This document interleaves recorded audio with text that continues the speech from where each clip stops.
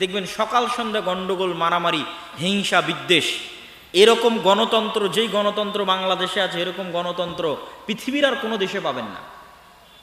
গণতন্ত্র খারাপ কি ভালো সেটা আলাদা কথা, কিন্তু গণতন্ত্র তো ইংল্যান্ডে আছে, গণতন্ত্র তো আমেরিকায় আছে, কিন্তু ইংল্যান্ড এবং আমেরিকায় এইরকম মারামারি, এইরকম কাটাকাটি, এরকম হিংসা বিদ্বেষ কোনোদিন শুনেছেন?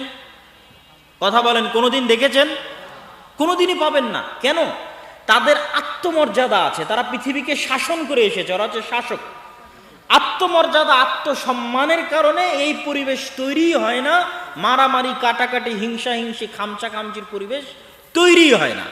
পুলিশ বাহিনী পুলিশ বাহিনীর মতো কাজ করে, বিচার বিভাগ বিচার বিভাগের মতো কাজ করে, সরকার সরকারের মতো কাজ করে। 5 বছর পর পর ভোট দিয়ে মানুষ সরকার পরিবর্তন করে।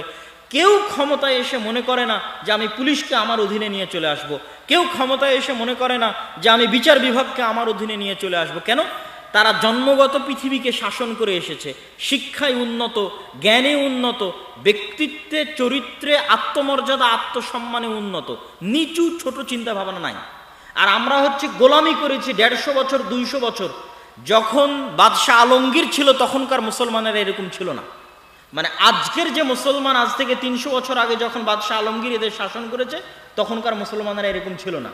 তখন মাদ্রাসা মসজিদের নামে গোটা ভারতের 5 ভাগের 1 ভাগ সম্পত্তি শুধু মাদ্রাসা মসজিদের নামে ওয়াকফ করা ছিল। গোটা ভারত, পাকিস্তান, বাংলাদেশকে 5 ভাগ করবেন, 5 ভাগ করে 1 ভাগ করলে কত হাজার বিঘা হয়? এত হাজার বিঘা সম্পত্তি, এত লক্ষ বিঘা সম্পত্তি শুধু মসজিদ মাদ্রাসারই ছিল। এখন দেখান দেখে 200 বছরের পুরাতন কোনো মসজিদ মাদ্রাসার জমি আছে কিনা? নাই। তাহলে এই জমিগুলো কোথায় গেল? যখন লাখিরাত সম্পত্তি বাজেয়াপ্তকরণ আইন পাশ করেছিল ব্রিটিশরা, তখন এগুলো সব সম্পত্তি বাজেয়াপ্ত হয়ে গেছিল। মসজিদ মাদ্রাসার নামে 500-600 বছর যাবৎ মুসলমানদের ওয়াকফ করা জমি বাজেয়াপ্ত হয়ে গেছে। মানে মুসলমানেরা তো এই দেশে 150-200 বছর থেকে নাই, প্রায় 1000 বছর থেকে এই দেশে আছে। তাহলে 1000 বছরের পুরাতন মাদ্রাসাও থাকতে হবে, 1000 বছরের পুরাতন মসজিদও থাকতে হবে, অসংখ্য। নাই কেন? এগুলো সব সম্পত্তি বাজেয়াপ্ত হয়ে গেছে, ছিল। এই গোলামি মুসলমানদেরকে ধ্বংস করে দিয়েছে। ওই যে ফ্রান্সের আইফেল টাওয়ারের সামনে বসে বিড়ি খাচ্ছে, এগুলো সব মুসলমান। একটা মদখোর, একটা জুয়াখোর, একটা অধপতিত, নিম্ন, অশিক্ষিত, মূর্খ জাতিতে পরিণত হয়ে গেছে। ঠিক বানু ইসরায়েলেরা যেমন 300 বছর, 400 বছর ফেরাউনের গোলামি করে ধ্বংস হয়ে গেছে, আমাদের অবস্থা হচ্ছে গোলামি করতে করতে আমরা ওই পর্যায়ে চলে গেছি। সম্মানিত উপস্থিতি, এই বানু ইসরায়েলদের যখন এই আচরণ দেখলেন, তখন মুসা আলাইহিস সালাতু ওয়াস সালাম কষ্ট পেলেন।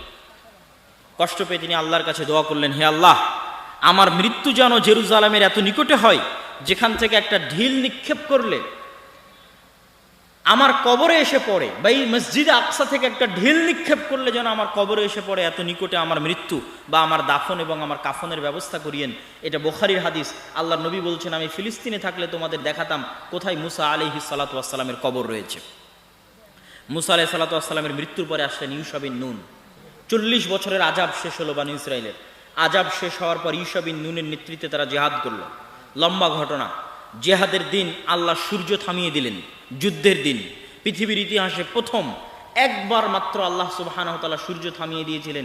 সেই দিন এই দিন, যেই দিন জেরুজালেম মসজিদ আকসা বিজয় হবে, সেই দিন ইউশা বিন নুনের নেতৃত্বে মসজিদ আকসা বিজয় করতে গিয়ে শুক্রবার বিকেল হয়ে গেছে।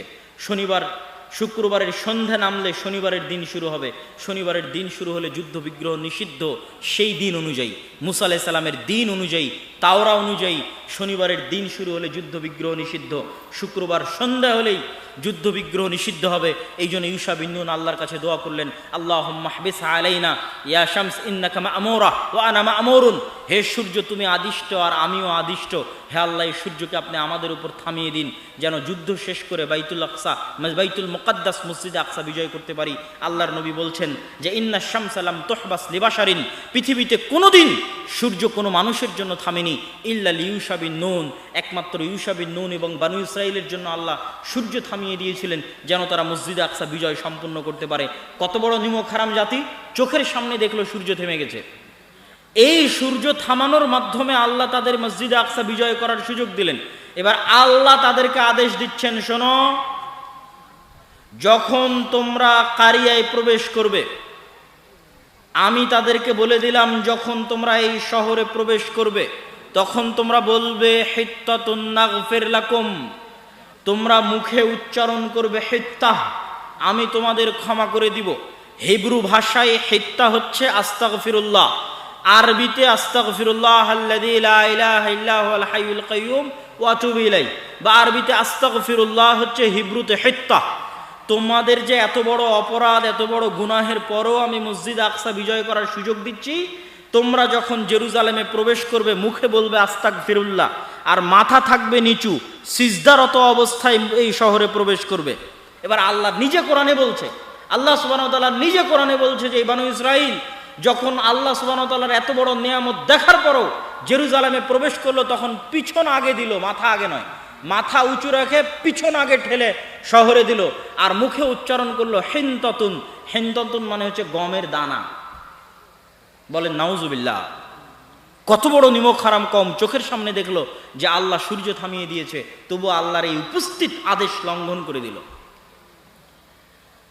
সম্মানিত উপস্থিতি, এই জন্যই রাসূলুল্লাহ সাল্লাল্লাহু আলাইহি ওয়াসাল্লাম যেদিন মক্কা বিজয় করেছিলেন, পড়ে দেখবেন রাসূল সাল্লাল্লাহু আলাইহি ওয়াসাল্লাম যেদিন মক্কা বিজয় করেছেন, ওই দিন তিনি মক্কার উঁচু সাইড থেকে মক্কায় ঢুকেছিলেন, নিচু সাইড থেকে মক্কায় উঠেননি।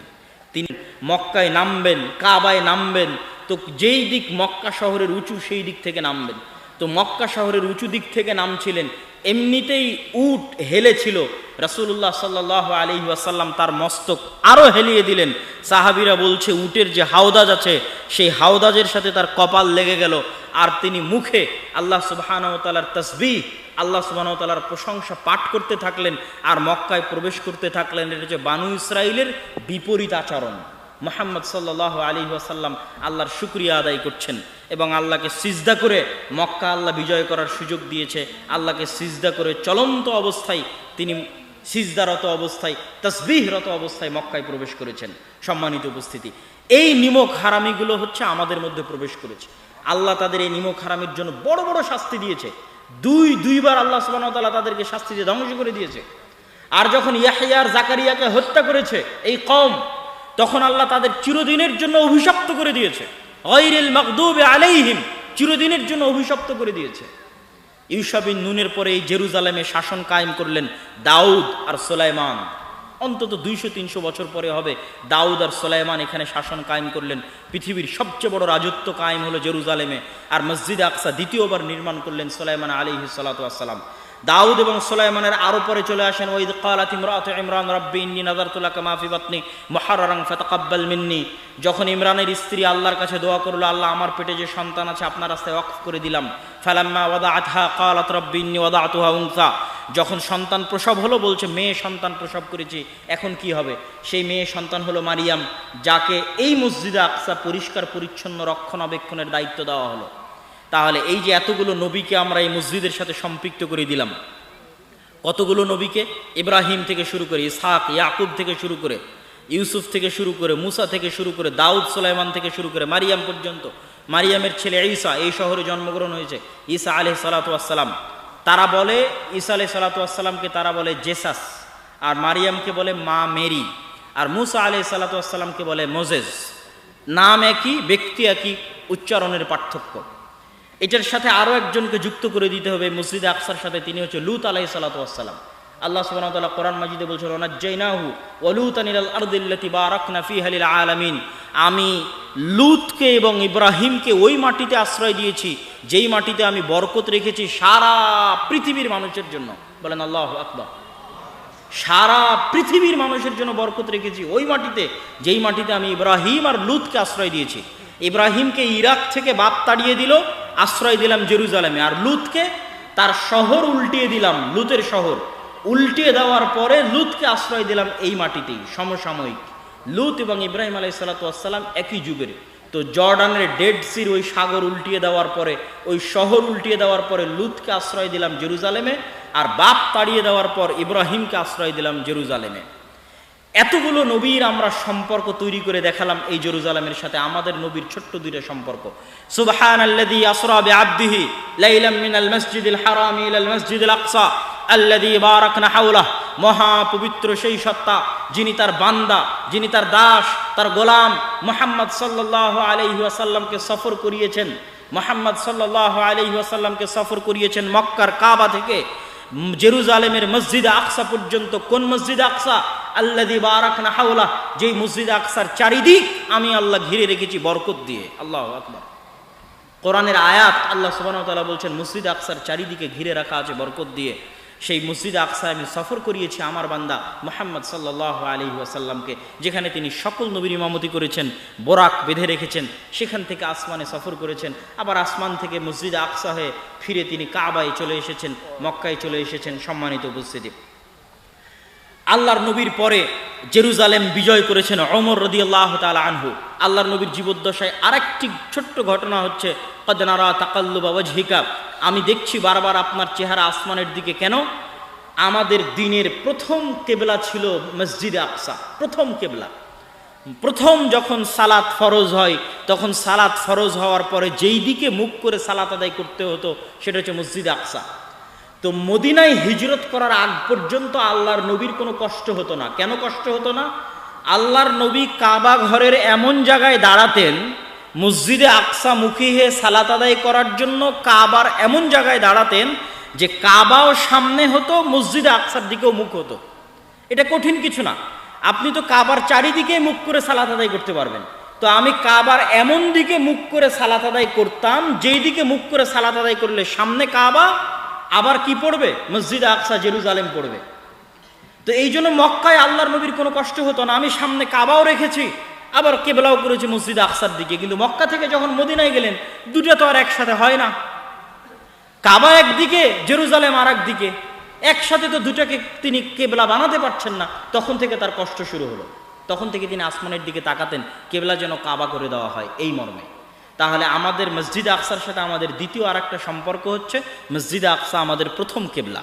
সম্মানিত উপস্থিতি, আল্লাহর নবীর পরে ওমর রাদিয়াল্লাহু তাআলা আনহুর হাতে মসজিদে আকসা বিজয় হয়েছে। মসজিদে আকসা বিজয় হওয়ার সংক্ষিপ্ত ঘটনা বলে আমরা আমাদের এই পর্বের আলোচনা শেষ করে দিব। আল্লাহর নবীর পরে ওমর রাদিয়াল্লাহু তাআলা আনহুর হাতে মসজিদে আকসা বিজয়ের যেটা সংক্ষিপ্ত ঘটনা, সেই সংক্ষিপ্ত ঘটনা হচ্ছে,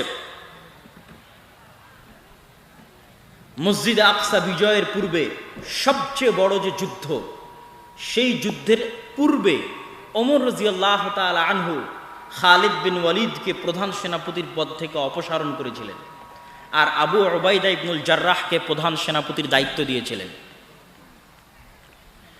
প্রধান সেনাপতির দায়িত্ব পেয়ে আবু উবাইদা ইবনুল জাররাহ যখন এই যুদ্ধে অংশগ্রহণ করতে যাচ্ছে, তখন সে দেখতেছে যে তার সেনাবাহিনীর সদস্য মাত্র 12,000, আর বিশাল রোমান এম্পায়ারের সেনা সদস্য হচ্ছে 3 লক্ষ। 12,000 সৈন্য দিয়ে 3 লক্ষ সেনাবাহিনীর মুখোমুখি হওয়া সম্ভব নয়। ফলতে তিনি চিঠি লিখে পাঠালেন ওমর রাদিয়াল্লাহু তাআলা আনহুর কাছে যে অতিরিক্ত সেনাবাহিনী দরকার, না হলে যদি আমরা পরাজিত হই মানুষ দিন থেকে মুখ ফিরিয়ে নিবে। ওমর রাদিয়াল্লাহু তাআলা চিঠির উল্টা পিঠে লিখে পাঠালেন যে লা তুহাওয়িলান্নাকুম কাসরাতান নাসারা আও কাসরাতার রোম, তোমাদেরকে যেন রোমানদের সংখ্যাধিক্য ভীত সন্ত্রস্ত না করে, তোমাদেরকে যেন মুসলমানদের অল্প সংখ্যায় চিন্তাগ্রস্ত না করে। জেনে রাখো আল্লাহ যার সাথে আছে তারাই শক্তিশালী। ওমর রাদিয়াল্লাহু তাআলা আনহুর এই চিঠি পেয়ে আবু উবাইদা ইবনুল জাররাহ চিন্তার মধ্যে পড়ে গেলেন। খালিদ ইবনুল ওয়ালিদ আবু উবাইদা ইবনুল জাররাহকে বললেন,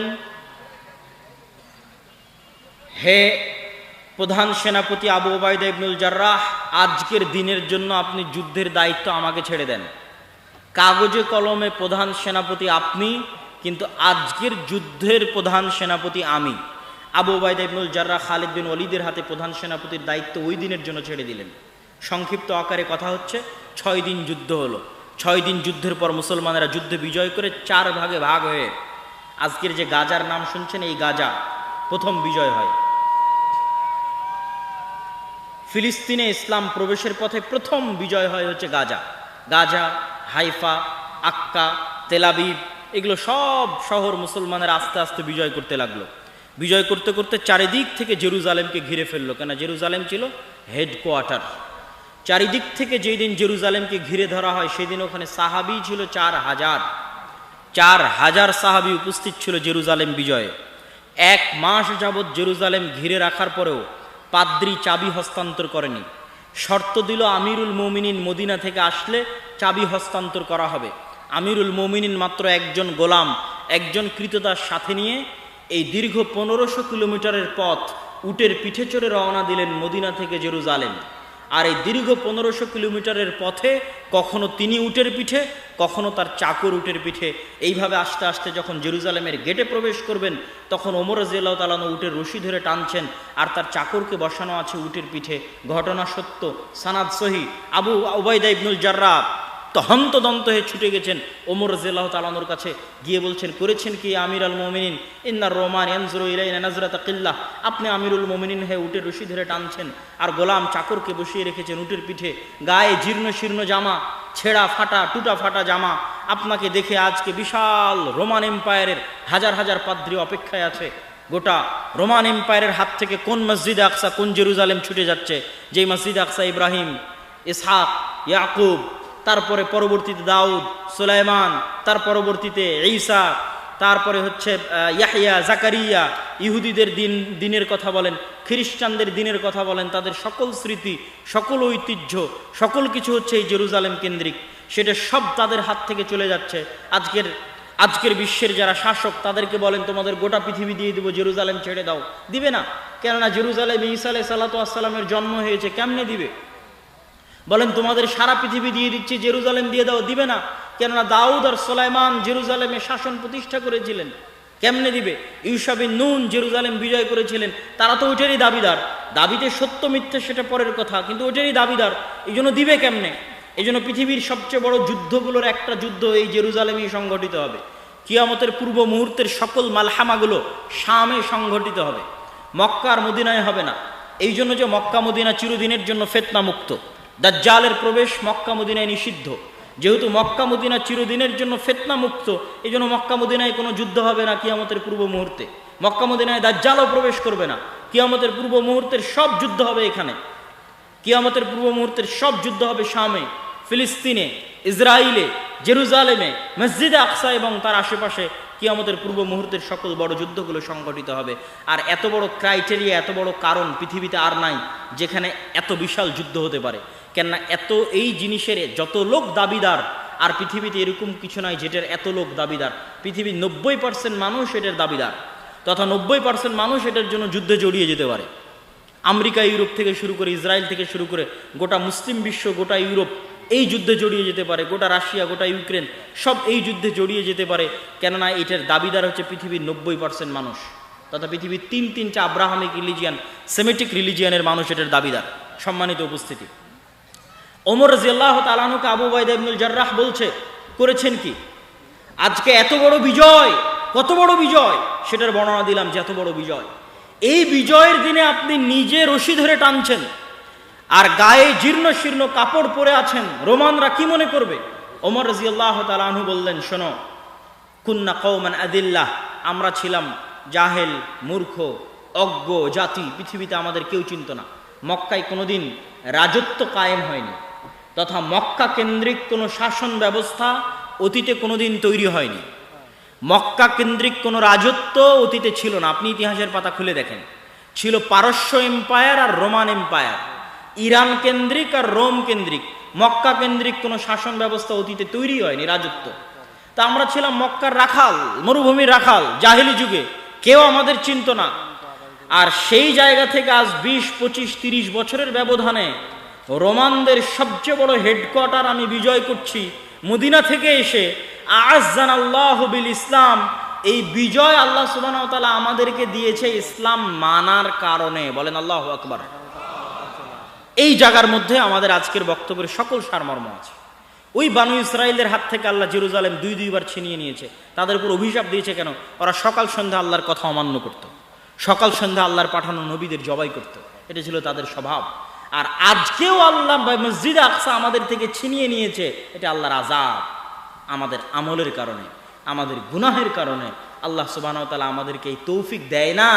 যে কত হাজি এখানে বসে আছে, ওই হাজির তৌফিক হয়নি যে সে আল্লাহর 3টা পবিত্র মসজিদের 3য় মসজিদে সফর করবে, হয়নি তৌফিক। এই তৌফিক আল্লাহ দেয়নি, এটা আল্লাহর আযাব। আমাদের মতো গুনাহগারকে আল্লাহ আযাবে রেখেছে। যে আমরা আল্লাহর পবিত্রতম মসজিদ মক্কা এবং মদিনা দেখতে যেতে পারলেও আল্লাহর আর এক পবিত্র মসজিদ মসজিদ আকসা দেখতে যেতে পারি না। ৮০ বছর থেকে দেখতে যেতে পারি না, একদিন দুই দিন নয়, এই ৮০ বছর থেকে আল্লাহ সুবহানাহু ওয়া তাআলা আমাদের আযাবের মধ্যে রেখেছে। যেমন বানু ইসরাইলকে আল্লাহ সুবহানাহু ওয়া তাআলা আযাবের মধ্যে রেখেছিল, শাস্তির মধ্যে রেখেছিল। সম্মানিত উপস্থিতি, এটা আযাবের একটা আলামত যে আপনারা মসজিদ আকসায় যেতে পারেন না, মসজিদ আকসায় সালাত আদায় করতে পারেন না, মসজিদ আকসায় প্রবেশ করতে পারেন না। পৃথিবীর কোনো মুসলিম দেশের কোনো মুসলমান মসজিদ আকসায় যেতেও পারে না, সালাতও আদায় করতে পারে না। একমাত্র তারাই পারবে যারা ইসরায়েলের সাথে সম্পর্ক ভালো করেছে তথা কূটনৈতিক সম্পর্ক স্থাপন করেছে, একমাত্র তাদেরকেই যাওয়ার অনুমতি দেওয়া হবে, একমাত্র তারাই যেতে পারবে, আর অন্য কেউ নয়। এই যে আযাবের মধ্যে আল্লাহ সুবহানাহু ওয়া তাআলা আমাদেরকে রেখেছে, এই আযাব থেকে উদ্ধার বানু ইসরাইলের ঘটনা থেকে শিখবেন। আজকের যারা দাবি করছে তারা হচ্ছে ফেরাউনের ভূমিকায় চলে গেছে, আর আমাদেরকে আল্লাহ সুবহানাহু ওয়া তাআলা বানিয়ে দিয়েছে বানু ইসরাইলের ভূমিকায়। ফেরাউন যেমন বানু ইসরাইলের শিশুদের হত্যা করত, আজ আমাদের শিশুদেরকে আজকের ফেরাউনেরা হত্যা করতেছে। 10,000-এর 4,000 হচ্ছে শিশু। যে 10,000 গাজায় মারা গেছে তার 4,000 হচ্ছে শিশু। মানে ইচ্ছা করে করে শিশুদের জবাই করা হয়, হত্যা করা হতো ফেরাউনের যুগে। আজকের যুগে বানু ইসমাইলের বংশধর হচ্ছে আমাদের নবী মুহাম্মদ সাল্লাল্লাহু আলাইহি ওয়াসাল্লাম। বানু ইসমাইলের সন্তানদেরকে আজকে হত্যা করা হচ্ছে, শিশুদেরকে জবাই করা হচ্ছে। এটা আল্লাহ সুবহানাহু ওয়া তাআলার পক্ষ থেকে আমাদের জন্য পরীক্ষা। এই পরীক্ষা থেকে উত্তরণ তাকওয়া পরহেজগারিতা ছাড়া আর কোনো রাস্তা নাই। দাউদ বিজয় করতে পেরেছিল জেরুজালেম, সুলাইমান জেরুজালেমে বিশাল শাসন কায়েম করতে পেরেছিল, ইউশা বিন নুন জেরুজালেম বিজয় করতে পেরেছিল, ওমর রাদিয়াল্লাহু তাআলা আনহু জেরুজালেম বিজয় করতে পেরেছিল তাকওয়া দিয়ে, পরহেজগারিতা দিয়ে। তাকওয়া এবং পরহেজগারিতা থাকলে আল্লাহর সাহায্য আসবে, আল্লাহর সাহায্য আসতে বাধ্য। এটা আল্লাহ সুবহানাহু ওয়া তাআলার ওয়াদা যে তিনি সাহায্য করবেন। কিন্তু আমরা আমাদের আমল এবং আখলাকে ইহুদিদেরকেও পিছে ফেলে দিয়েছি। কিভাবে ইহুদিদেরকে পিছে ফেলে দিয়েছি? আপনি যান, আপনারা কোনোদিন, যেহেতু বাংলাদেশে কোনো ইহুদি নাই, দেখার আপনাদের সুযোগও নাই, কোনোদিন যদি সুযোগ হয় কারো, যারা অনলাইনে দেখছেন ইউরোপ আমেরিকায়, তারা যাবেন, ইহুদি পল্লীতে যাবেন এবং ইহুদিদেরকে দেখবেন এবং আমি যা বলছি তা মিলিয়ে নেবেন, যে মুসলমানদের দাড়ি বেশি আছে না ইহুদিদের দাড়ি বেশি আছে, মিলিয়ে নেবেন। যে মুসলমানেরা 100 জনে কতজন দাড়ি রাখে আর ইহুদিরা 100 জনে কতজন দাড়ি রাখে। যেহেতু ওটাও আব্রাহামিক রিলিজিয়ানের দাবি করে, আর সব নবীর মধ্যে 10টা বৈশিষ্ট্য কমন। সব নবীর মধ্যে কয়টা বৈশিষ্ট্য কমন? 10টা। তো সব নবীর মধ্যে দাড়ির বৈশিষ্ট্য কমন ছিল। মুসলমানেরা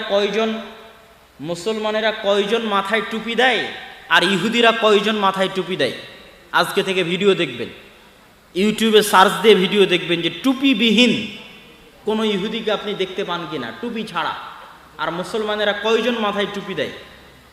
মুসলমানেরা টুপি আর দাড়ি খুলে ফেলতে পারলে বাঁচে, কেননা পৃথিবীতে পরিবেশই তৈরি করা হয়েছে এমন যে দাড়ি রাখবে, যে টুপি দিবে সে জঙ্গি। কিন্তু ওরা যে সবাই দাড়ি আর টুপি মাথায় দিয়ে আছে, ওরা কেউ জঙ্গি না। অথচ ওরা সবাই 99% দাড়ি এবং মাথায় টুপি দিয়ে আছে, পাবেনই না। আপনি ভিডিওতে অন করে ওপেন করে দেখবেন। মুসলমানেরাও খাতনা করে, তারাও খাতনা করে। মুসলমানেরা কয়জন সুদের সাথে জড়িত আর ইহুদিরা নিজেদের মধ্যে কয়জন সুদের সাথে জড়িত, তুলনা করবেন, পর্যালোচনা করবেন। ইহুদিরা সুদের সাথে জড়িত কিন্তু বাইরের সাথে। এক আজীব কওম, এক আজীব ভয়ঙ্কর কওম। সুদ তাদের মধ্যে হারাম, কিন্তু গোটা পৃথিবীর মানুষকে সুদে ব্যস্ত রাখবে, এটাই প্ল্যান। গোটা পৃথিবীর মানুষের টাকা সুদের মাধ্যমে চুষে নিবে, কিন্তু ওরা ওদের মধ্যে কারজে হাসানা দিবে, সুদে নয়। এক ইহুদি আর এক ইহুদির সাথে কখনোই সুদি লেনদেন করবে না, এটা তাদের দৃষ্টিতে হারাম, কিন্তু গোটা দুনিয়াকে ব্যস্ত রাখবে সুদে। আপনি দেখেন আপনারা কয়জন কয়টা করে সন্তান নিয়েছেন আর তারা কয়টা করে সন্তান নেয়। সারা পৃথিবীকে তারা ব্যস্ত রেখেছে, তোমরা 2টার বেশি সন্তান নিও না, পারলে একটা নেও। কিন্তু ওদের দেখেন, ওদের কয়টা করে সন্তান আছে? 6টা 7টার নিচে যদি কারো সন্তান থাকে তাহলে আমাকে বলিয়েন যে অমুক ইহুদি পরিবার পেয়েছিলাম, যেই পরিবারে 6টা 7টার নিচে সন্তান আছে। যেহেতু আমি নিজে গেছি, নিজে দেখেছি, এই জন্য আপনাকে বলতেছি। সম্মানিত উপস্থিতি, আপনাদের যারা আজকে এখানে বসে আছে তাদের কয়জনের ছেলে মেয়ে মোবাইলের ফ্রি ফায়ার, পাবজি, জুয়া, বিড়ি, সিগারেট, মদ, তাম্বাকু, নেশা, ক্রিকেটের নেশা, ফুটবলের নেশা, অনলাইন, এগুলোতে ব্যস্ত, আর ওদের কয়টা ছেলে মেয়ে ব্যস্ত খোঁজ নেবেন। ওরা জন্মের পর থেকে পড়ে বড় হতে হবে, আর গোটা পৃথিবীকে ব্যস্ত রেখেছে কি, তোরা মদ জুয়ার নেশায় ব্যস্ত থাক। কেন মদ জুয়ার নেশায় ব্যস্ত থাকলে গোলাম বানানো যায়, দাস বানানো যায়। আমরা গোলাম কেন? আমাদের সন্তানেরা হচ্ছে মদ জুয়ার নেশায় ব্যস্ত, এই জন্য হচ্ছে আমরা গোলাম, আমরা দাস। আর তাদের কাছে শিক্ষা আছে, জ্ঞান আছে, গবেষণা আছে, এই জন্য তারা পৃথিবী শাসন করছে।